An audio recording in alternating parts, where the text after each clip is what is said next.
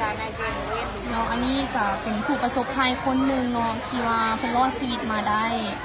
ขอถามแน่เนาะว่ามีกันอยู่จักคนในเฮือนทั้งเบิร์ดอยู่ในเรือนนั้นมี4 คนไม่รู้กับผัวแม่ลูกกับผัวเนาะอยู่ในเฮือนเนาะแต่ว่าลูก2 คนน่ะบ่ได้เลยได้แต่2ผัวเมียได้แต่2ผัวเมียเนาะลูก2คนนี้เป็นผู้หญิงหรือผู้ชายชายเป็น2ชายเบอร์2คนทำอีกมันจักปี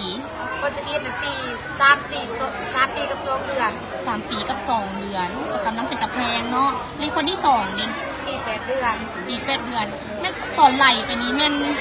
หน้าม้าละไหลไปเลยบ่หรือว่ายังอุ้มไปลูกไปแต่ว่ามันบ่รอด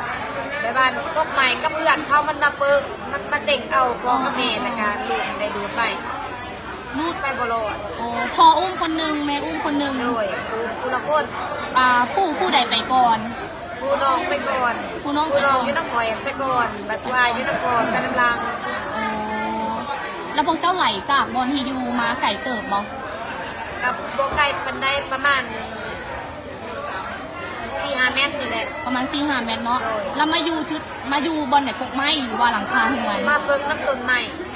เนาะเพิ่งต้นไม้ยังมาเอาตัวรอดเพราะว่ามีต้นไม้ถ้าไม่มีต้นไม้เอาตัวบ่รอดแล้วคนอ้อมข้างนี่มีไผบ่ที่อยู่ใกล้เฮา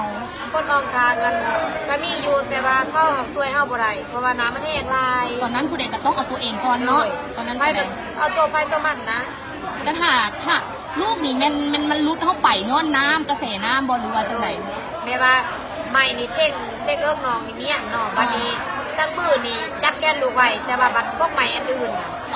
ใหม่ที่ว่าก้อนใหม่ที่ว่ามันไล่มาทีหลังน่ะนะมันผ่ากันไปโลกผ่าเพิ่เอาเด็กหน่อยน้ำกับเฮงแน่แล้วก็มีแนวมาผัดใส่พร้อมเนาะ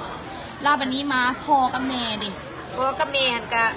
แบบว่าเพื่อสิพื้นขึ้นมาไหลก็รอตายและจากพื้นน้ำพอกับแม่ก็รอดมาได้มันบอกเลยใบมันทับได้อยู่พื้นน้ำมันก็รอตายบื้นออกมาอะไรจังไดโชคดีเนาะโดยบุญอีโปอีเมกคำสู้แน่จะออกมาได้สำนี้จึงรอดมาได้สำนี้เสียใจน้ำลายพ่อแม่กับคือบรอดด้วยกันเลยแล้วหลังจากที่ว่ารอดออกมาได้แล้วกับไปตามใหม่ตามคอนเลยใหม่มันปูดใหม่ที่ว่าตัวไรมันปูดแล้วก็ขี่เป็นน้ำใหม่เลยแล้วไปเจอคนมาซอยได้จังไหนจะมาแจกมากพี่แดงคนยังไงมาซอยเขาหมายไล่ไปตามน้ำเลยโดยแล้วก็เขาขี่เรือมาเอามันมองโดยเรือปูไผ่ก็ได้ไปสวยเรือปูไผ่ผมเมืองเลยประมาณจากโมง9 โมงบ่ายนี่แหละเราจะได้ไปสวยเพื่อสิเก็บคนได้เบิ้ลผู้คนน้ำพวกใหม่ในตอนที่ว่าน้ำมาหันยังบ่ทันมีไข่เข้ามาซอยเลยเพราะว่าตอนนั้นกับอาจจะซอยในฝั่งนั้นอยู่โบก็ซอยแถบบานไม้สมองไหลไปดิคอยซอยเข้ามาเพราะว่าน้ำมันมาแห้งเนาะแล้วก็ค่อยไหลไปเย็นถ้ามาจังได้ไปหอดบานหนุนนอกแต่ว่ามันไปบ่ได้ดิแม่ตัวสิเข้ามาได้มันบอกเข้าไปก็มาสิไปแหละแต่ว่าคำมันเพื่อลมเล็มนึงแล้วก็กระพืชความหมายว่าเขาเจ้าเข้ามาแล้วแต่ว่าเฮือ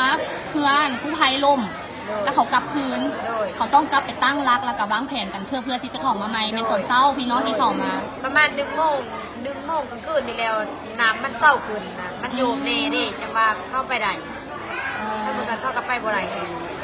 เพราะว่าน้ำมันกำลังแห้งช่วงเป็นว่าคำนะ